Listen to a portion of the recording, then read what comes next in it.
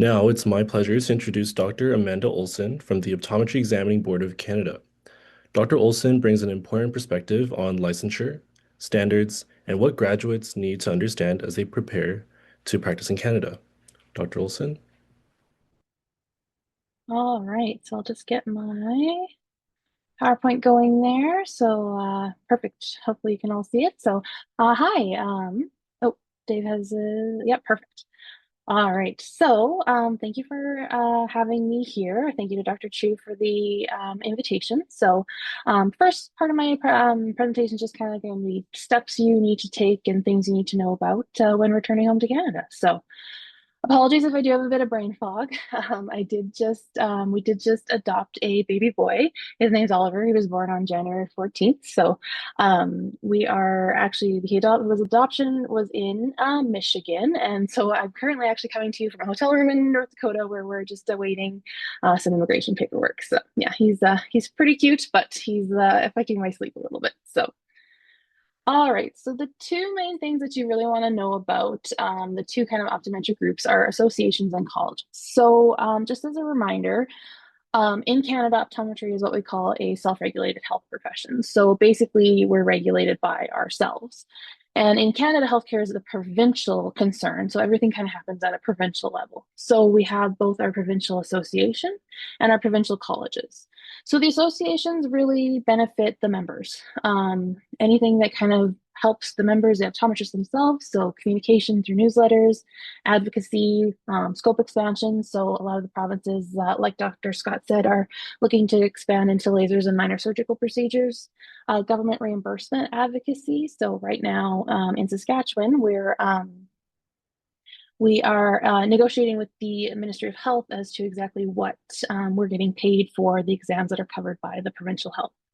Continuing education, whether that be through conferences or online resources like provincial ad campaigns that you're welcome to kind of share through your own clinic social media, personal benefits, group discounts. In some provinces, being a member of the association is optional. I would strongly recommend that you do be a member of the association, though. They're really working for you.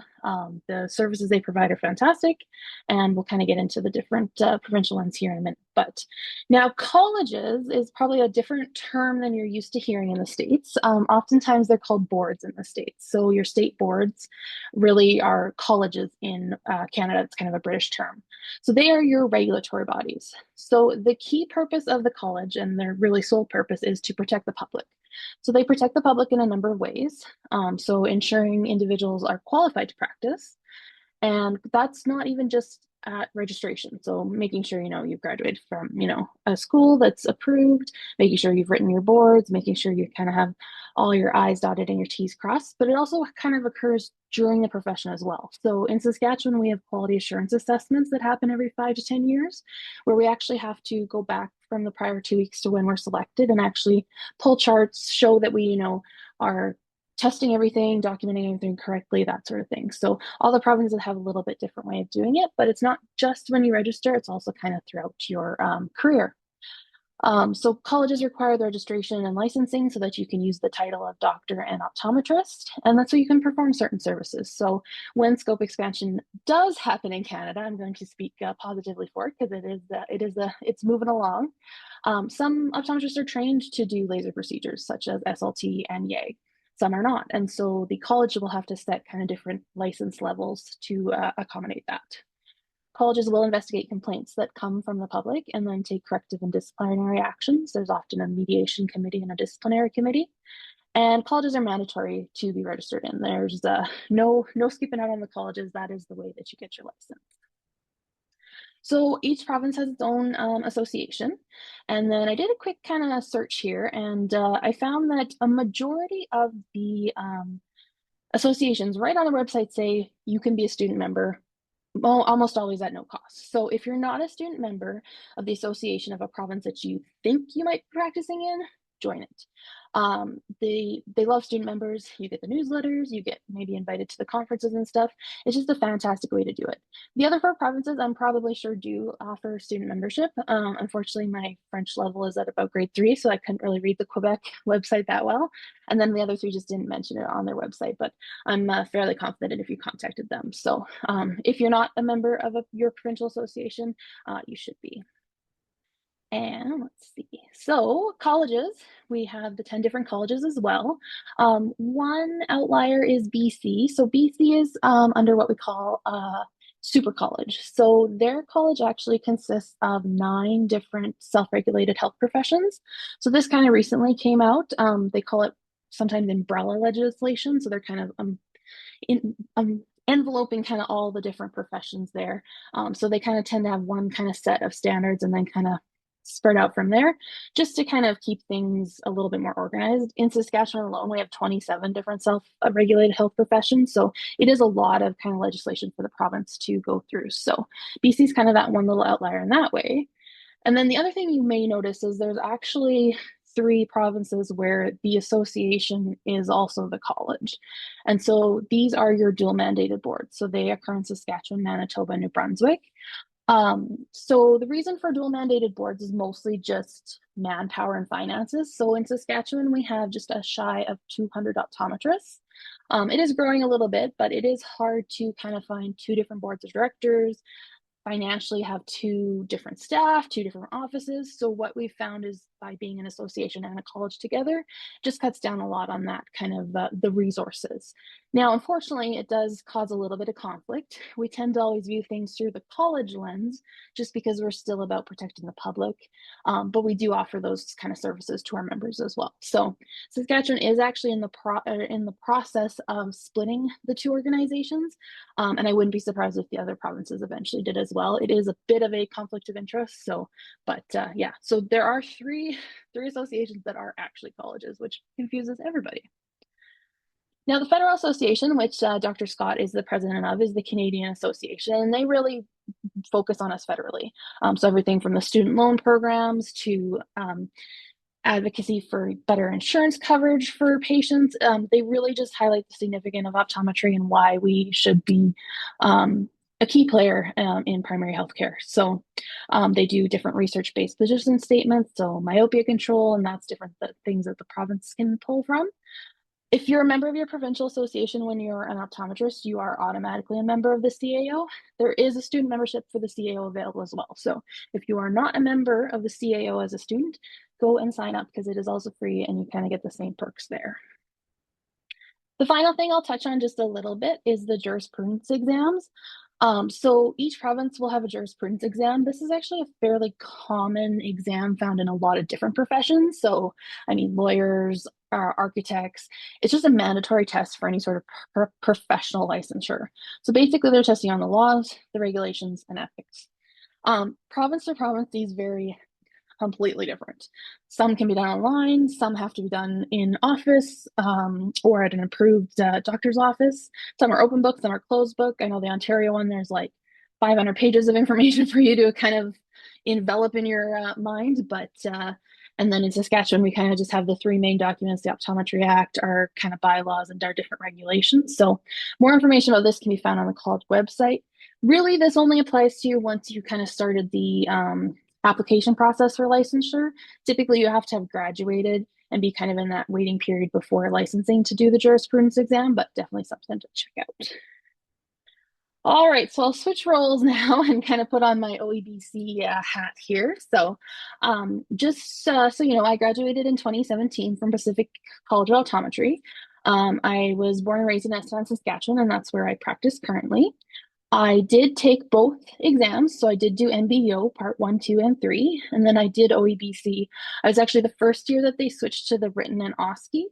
And so I was the inaugural class that did the OSCE, which they've only improved since then. So I bring a little bit of a unique perspective just because I've kind of been through the process fairly recently.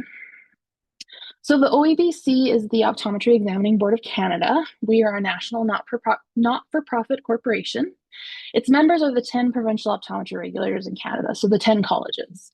So we have a 10 board of directors, one from each province. I represent Saskatchewan for the OEBC.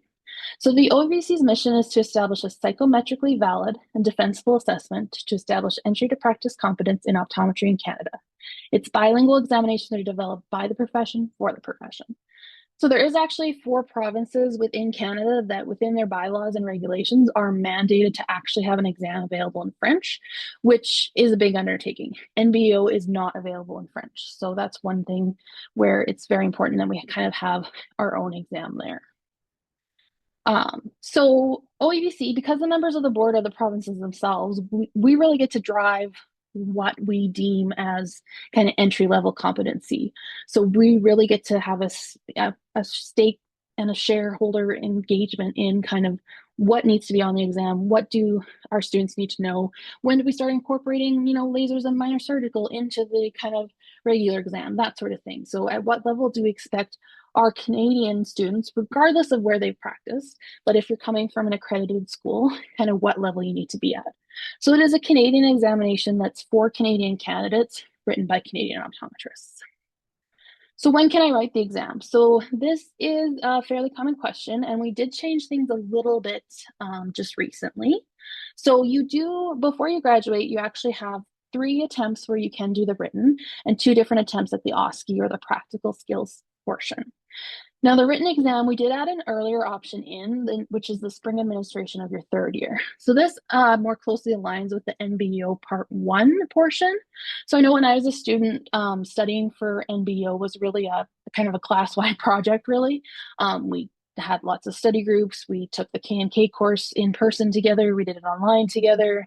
The school gave us a bit of time off before so that we could really prepare. So I understand kind of why a lot of people do write the NBO, just because all their other classmates are writing it as well. So OEBC took a look at that and decided, we can definitely offer that as an option. You don't have to write it then if you don't feel ready, but it is definitely an option there. So you can write it as early as the spring of your 3rd year. Otherwise, there's a fall and spring admission within your 4th year.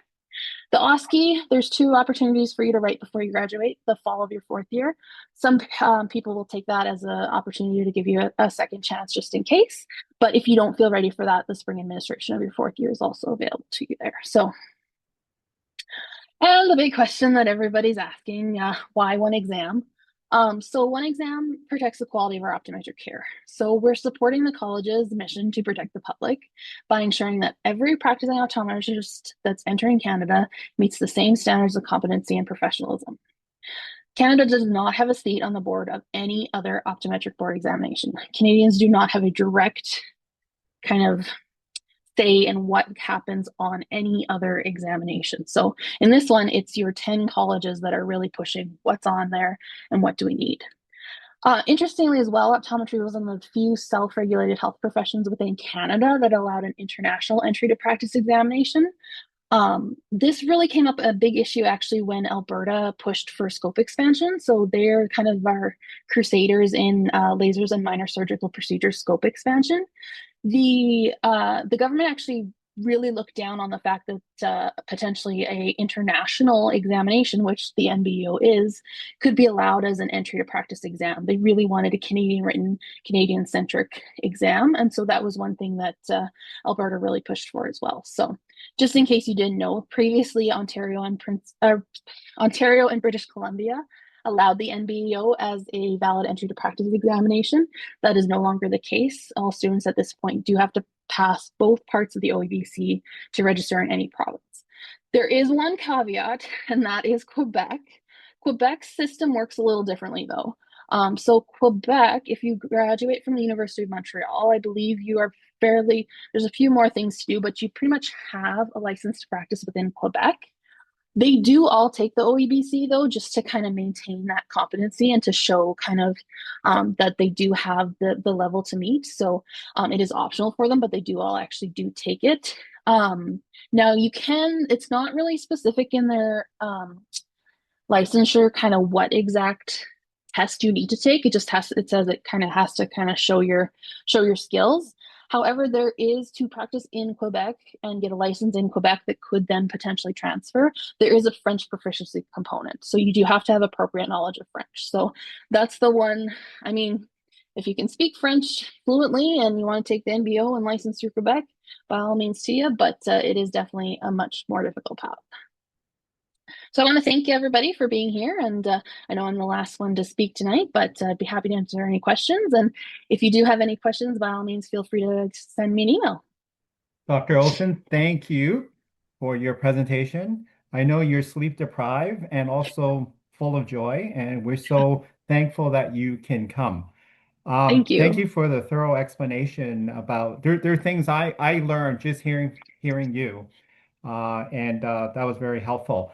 One thing there are a few questions, but one thing I want to ask you is, I know that maybe you can explain a little what ARBO is because the Canadian provinces are part of our ARBO. Just to Absolutely. let people know and some of the share things that both countries do to help with Yeah, regulating the profession. absolutely. So yeah, ARBO is the I'm probably gonna screw up their acronym, It's but the she Association of Regulatory Boards of Sorry, bodies, Optometry. optometry. Yes. So ARBO, so their members include most of the states of the US, the Canadian provinces, and then Australia and New Zealand. So Mhm. I actually had the honor of attending the ARBO meeting this past year as a representative for Saskatchewan. ARBO basically brings all the colleges together to discuss common topics, scope expansion, just dealing with disciplinary actions, that sort of thing. And so everybody's kind of at an equal playing level there. The provinces listen to the states listen to the provinces. It's a very nice reciprocal relationship. I did learn a lot about the NBEO. The ARBO kind of it's kind of an extension of them, the NBEO. But and yeah, they we both exams are valid exams in my opinion. They're just valid for one country and the country that they're written in. So no, definitely there is a lot of collaboration between the states and the provinces, and I look forward to kind of continuing that. Thank you. Um, Here's a question. Was there, for OEBC, was there any talk about grandfathering the classes up until 2028 for accepting MBEO in certain provinces? I don't know if there was any talk. That was actually, so it was the College of Health Professionals in BC and then the College of Optometrists in Ontario that really pushed the closure of the NBO as an exam option. So, yeah, I'm not sure if there was talk about grandfathering. I know they did grandfather kind of that brief period where we had people on both tracks, but at this point, I believe you do need to have the OEBC. Okay. Just to confirm here, born and raised in Quebec, French is my first language, so no need for the OEBC if you have the NBEO. If you want to license in Quebec. And I believe the Quebec license is a little bit more limited as well. So I would strongly recommend if you did want to license in Quebec and transfer to another province that you speak directly with the Quebec order or the Quebec college, just because there is a little bit of a caveat. But yes, that is typically, they do still accept NBO, but you do have to have that French proficiency. And here's another question. What resources would you recommend for studying for the OEBC? Are KMK and OptoPrep sufficient, or are there OEBC specific programs?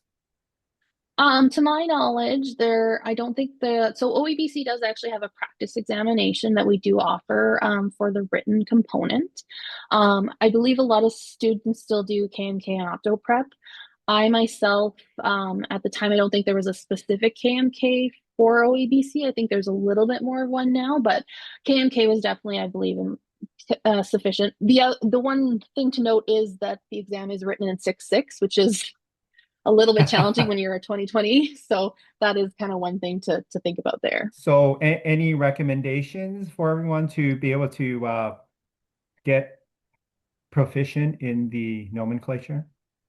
Just I learned how to write a table and I wrote that table on the first page and flipped back and forth the whole time because yeah, it's quite different there. Yeah. Here's another one. If there is scope expansion in Canada, especially Ontario, is there going to be a Canadian board exam to perform lasers, or do we need to do the NBO licensing exam for that? So the OEBC has actually created and run pilots on a laser and minor surgical procedures exam. So we do have that available. As soon as any of the provinces reach scope, we will launch that. Mm, And eventually it will be incorporated into kind of the mainstream OEBC entry to practice examination. But we do have an exam that most provinces will likely look at to use. They are also talking about making it mobile as well. So if Saskatchewan all of a sudden gains scope, OEBC would likely come out to us and mm. run. We have a bunch of optometrists that trained through the Waterloo program just this past year. So a bunch of us kind of have the skills. We just need that kind of final exam, which OEBC is ready to go with. Okay. We're getting a lot of questions because of the Quebec question. Yes, So maybe I'll please. ask it in a Yeah, different way because I think people are trying to ask about reciprocity and endorsement from province to province and how the scope of practice from one province to another affect basically license portability or getting a license. absolutely. Yeah, it is still quite a bit of a gray area. It's always been a gray area. Even when I graduated, it was a gray area as to whether or not you could license in BC and transfer over. Quebec, I would really specify Quebec is a very different, they're very different than we are here. So it is a quite a limited, I believe when you license in Quebec, you're really only licensed to be in Quebec. I don't know about transfer for sure. I would definitely check in if you are wanting to register in Quebec and transfer to a different province. Definitely check with them for sure because yeah, Quebec just does operate a little bit differently So than does the that rest of us. mean if for all the other provinces, it's pretty equal? So, Yeah, so once you've licensed in one province, you can fairly easily transfer to another province with okay. a letter of good standing. So, So what if laser privileges, scope of practice increases the laser? Would that still be the same, or it'll just be your practice at one license level, and if you want to practice in that higher scope, you would have to demonstrate proficiency? yeah, exactly. There's been some talk about different kind of levels of licensure once we get laser and minor surgical procedures. A little bit differently when like TPAs were introduced or Hmm, glaucoma hmm. was introduced, kind of everyone across the board was trained up to that level. I don't necessarily know if the provinces are each going to do that for scope with the laser and minor surgical. So there likely will be some different licensing. So if you're not licensed to kind of do lasers in one province and you move to one, there'd likely be some, you'd likely need to take Okay, an exam. perfect. Here's another one. I was wondering if you had any insight, advice for things to consider for someone interested living near the border and working in both Canada and the US. Yeah, so that's actually one of the reasons that I wrote both examinations is I'm actually just 5 minutes from the American border. And so I did always kind of write the NBO just as a backup if I ever did need. I just know that getting a visa and talking, listening to the immigration is a lot different than it was when I graduated Hmm. a bit of time ago. So, I mean, keeping your options open, I don't think is a bad idea for sure. And I would hate to have to write the NBO right now 10 years into practice. I would definitely recommend kind of writing it fresh out. So yeah, if you ever think you might want to practice in the US, I would definitely consider writing the Hmm. NBO as well. I still think there's still confusion because of Quebec, Okay. but people are asking if they took the NBO, would we still have to take the laser surgical procedure exam if our scope expanded? But they, Yes. So yeah, laser and minor surgical procedures aren't tested on the OEBC entrance to practice exam as of yet. And then when scope opens, each province will likely have different rules, yeah. but likely will need that OEBC test specifically for that. And then eventually, once kind of everybody's at the same level, uh, university wise, then we will kind of incorporate those questions right within the actual Hmm, entry to hmm. practice. Yeah, and just to let everyone, that's the same within the US with NBO, because every state is different, just like every province is different. And I think you said it very well, Dr. Olsen. Just because we have scope for laser and microsurgical, there will be optometrists who may not want to do that. And so that's why there will probably end up being different levels of licensure. And that a lot Yeah, of that's still to come, but that's a good problem to have. So absolutely. Yeah, wait, no, wait. Yep, go ahead. Yeah, and we're definitely taking a look at what the US is doing just because, yeah, state to state, I mean, you guys have so many more states too. There is just so many differences between what you can do. So, no, definitely something that we're looking at for sure as we hopefully one province kind of gets scope and then the rest can follow. Correct. And just to let everyone know, understand what the law is and what regulations are. They're two different things. The statute of the law is what's written in the law. Regulation is what the colleges are trying to interpret to regulate and translate to that for licensure for everyone who's practicing. They're two different things. So that's why there's a lot of nuance, and we're all learning. Hey, I'm learning, and I've been in practice for 30 years, so just things to come. The other thing that's been mentioned is a lot of people are asking because you mentioned student loan programs. And it says recently there was news of a Canada student loan forgiveness program. Is there any push from the different Canadian associations to get optometry listed as one of the degrees that can get forgiveness on the loans? And I think Yeah, that's been asked absolutely. multiple times, but go ahead. Yeah, no, absolutely. I mean, I was disappointed when I saw the announcement about the kind of extension of the Canadian student loan forgiveness that optometry wasn't listed. I mean, congrats to our colleagues in pharmacy and different things like that they are listed now. I know provincially, from a provincial standpoint, talking with government, recruitment is a really serious issue for us, especially in Saskatchewan and in rural Saskatchewan. So we are pushing the government for different ways to, or at least provincially, different ways to kind of recruit new graduates, and loan forgiveness is definitely one. And so I know that the federal association is also doing the same thing because yeah, we are just yeah, looking for Mhm. more optometrists, mostly in those rural locations. Totally. Here's another question. Um, I, I'm going to read it because you can answer it in multiple ways, or they're asking multiple things. So, how long is the OEBC scores valid for after successfully passing?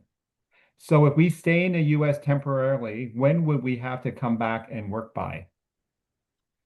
So I believe that would likely be province dependent.